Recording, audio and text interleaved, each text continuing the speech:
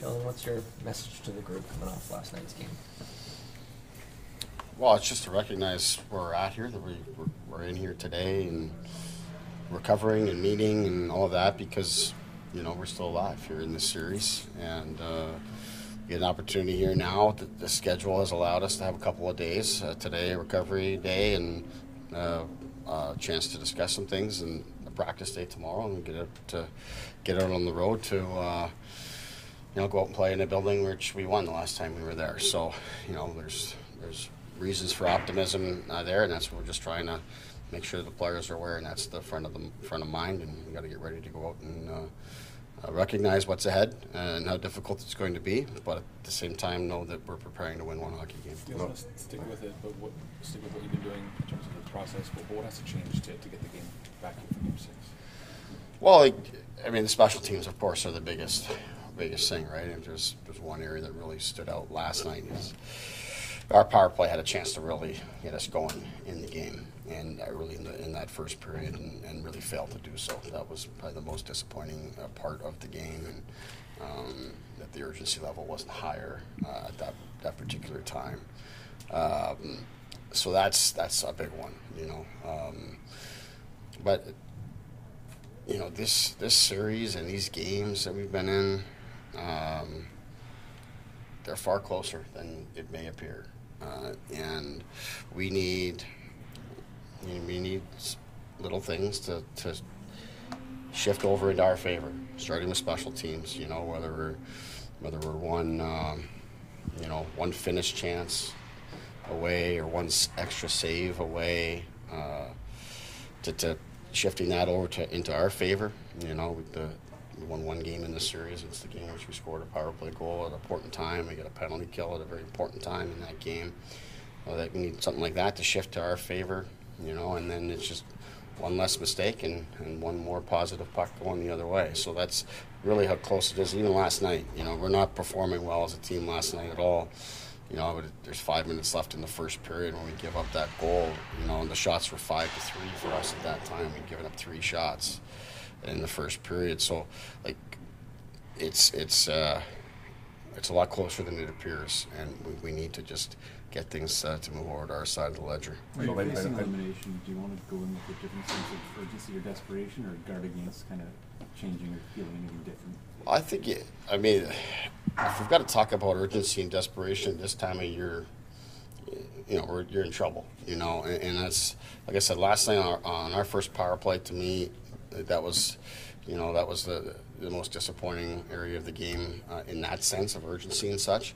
Otherwise, we've played hard in this series. We've competed. Even last night, again, not a great night for us, but we got 50 hits again in the game. We only give up 22 shots. You don't do all those things unless you're defending with some urgency and competing. So I think we've been good in that regard.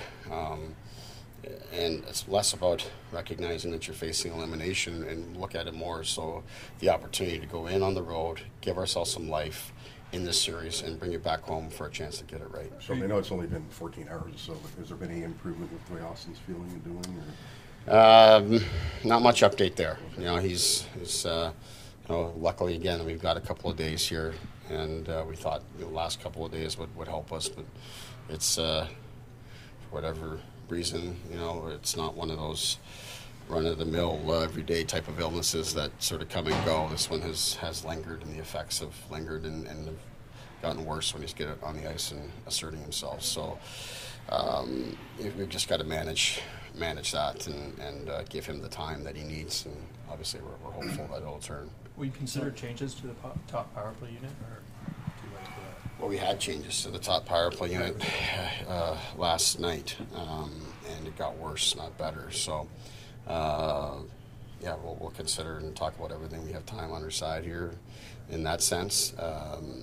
Today is less about such discussions, more so about diagnosing some of the things that have been problematic and looking at some of the things that have gone well for us in this series and how we continue to embrace those and build upon them. And tomorrow we'll start to have the discussions about lineup and stuff like that. As far as the chirping on the bench last night, many people saw that as divisive. Other people saying it might be something that brings you guys a little closer together. How do you look at it the day after? I look at it as something that happens when things aren't going well, and in the past, quite honestly, those that wouldn't have happened. Guys wouldn't have talked it out, wouldn't have, if you want to call it arguing it out, that wouldn't have happened. I look at that as progress, and those guys care. I don't look at it as frustration. I look at them being upset and pissed off that they didn't deliver for the team, and they're pushing and challenging each other to get it right. And probably the better thing for me is the remainder of the game, the next opportunities that we had, the 6-on-5, all these things. They're working together. They're talking about it. They're making a plan. They're talking in the intermissions. So these guys have been together a long time, and they're pushing and challenging each other to get it right, and they know how important they are to the team. And when they're not delivering, they recognize it, and I don't look at it as much more than that. Quite honestly, not the first time that it's happened. When you see something like that on the bench, is it something you feel you need to address in that moment, or because, as you said, in that third period, guys are playing better, you just kind of leave it alone, let the players take care of it? Yeah, I think quite honestly, I was at the other end of the bench when that occurred last night, and I didn't quite grasp what was going on, but I don't look at it as a big deal. I think it's important that those guys work their way through some things and figure things out, because they have great responsibility for our team and to our team, and they take it very seriously, and they're going to work together to find their way. And I think that word together is really important, not just them, but the remainder of our group. Those guys, we've all got to pull together, and it's going to take that type of team effort to help us work our way through this. You talked about after game 2, but this group's pushed back. In the past, what stood out to you about that ability throughout the year? Well, I think it's our ability as a team. Right, we've got a good team here. Like I said, this series and these games are a lot closer than they may appear. And last time we went to Boston, we were able to pull out a very good and important win. And throughout the season, we've responded well, in particular on the road. So, for those reasons, we just got to keep the focus narrow, control what we can control, which is today a good recovery day, and get our minds right and get to work tomorrow and head out to Boston. What was your sense of Nylander last night, coming off obviously the absence, and how much room do you see for him to grow moving forward in the series? It was good for him to get the game. I thought he got better as it wore on. He looked to me like a guy that's definitely adjusting to the series, and what's required in the series to be able to have success. And some of the things that he was looking to do aren't available. This team defends very well, and he needs to adapt to the series, but he will.